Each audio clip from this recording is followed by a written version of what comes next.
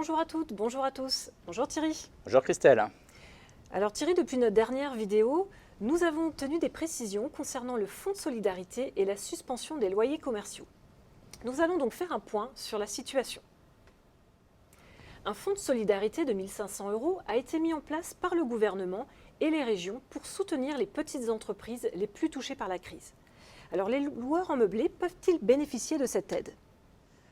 Le fonds de solidarité est réservé aux entreprises ayant un effectif maximal de 10 salariés, qui réalisent un chiffre d'affaires annuel inférieur à 1 million d'euros et dont le bénéfice annuel imposable est inférieur à 60 000 €. Pour pouvoir bénéficier de l'aide, l'entreprise doit avoir fait l'objet d'une interdiction d'accueil au public ou subi une perte de chiffre d'affaires d'au moins 50 % en mars 2020 par rapport à mars 2019.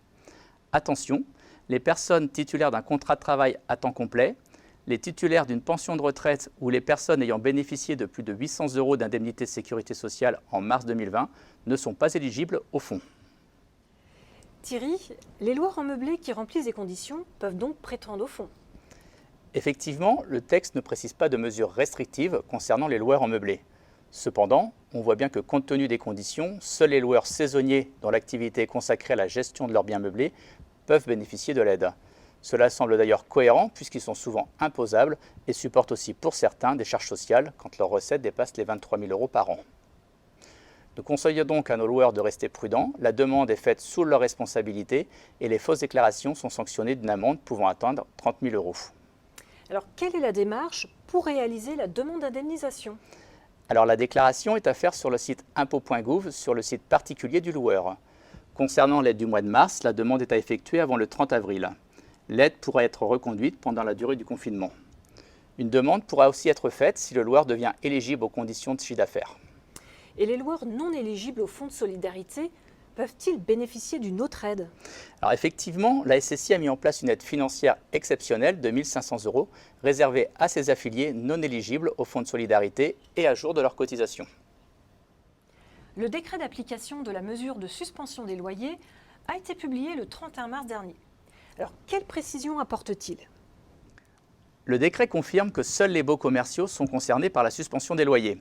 Il précise aussi que seules les entreprises qui répondent aux conditions d'éligibilité du fonds de solidarité sont concernées. La mesure permet de reporter sans sanction les échéances de loyer à compter du 12 mars 2020 et ce jusqu'à 2 mois après la date de fin de l'état d'urgence sanitaire. Le locataire devra justifier de sa situation sur le fondement d'une déclaration sur l'honneur. Thierry, si le locataire cesse le paiement des loyers sans être éligible à la mesure, quels sont les recours ?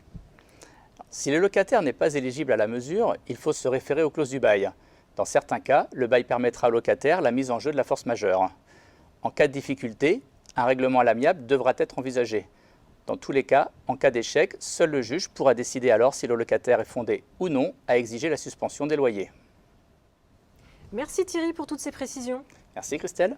J'espère que cette vidéo vous a permis de mieux comprendre les différents dispositifs mis à votre disposition. Vous retrouverez différents liens dans la description de cette vidéo. On vous dit à bientôt pour d'autres vidéos et en attendant, prenez soin de vous. Au revoir. Au revoir.